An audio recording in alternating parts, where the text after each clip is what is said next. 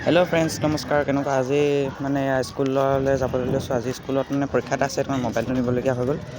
তো আপোনাৰ কেনেকুৱা সকলোৱে ভালনে? ঠাণ্ডা কেনেকুৱা পৰিছে? আমাৰ ফালে কিন্তু পূৰা ঠাণ্ডা পৰিছে দেই, কুঁৱলী পূৰা পৰিছে।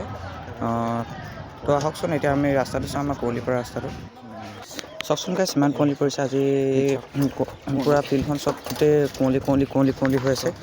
পূৰা এইফালে পূৰা কুঁৱলী হৈ আছে। এয়া আজি ইমান কুঁৱলী পৰিছে চব গাইছ। আজি মানে পৰীক্ষা এটা আছে, সেইটো কাৰণে মোবাইলটো আনিবলগীয়া হ'ল। কুঁৱলীৰ মাজত কচি মাৰিছে তো স্কুলত দেখুৱাইছোঁ চব। হ'ব দিয়ক। তো মানে এখন আমাৰ স্কুলৰ বেক চাইডটো হয় এইটো আমাৰ। আগফালটো নাযাওঁ মানে ৰ'ব, আমাৰ ক্লাছটো ফালে দেখুৱাইছোঁ।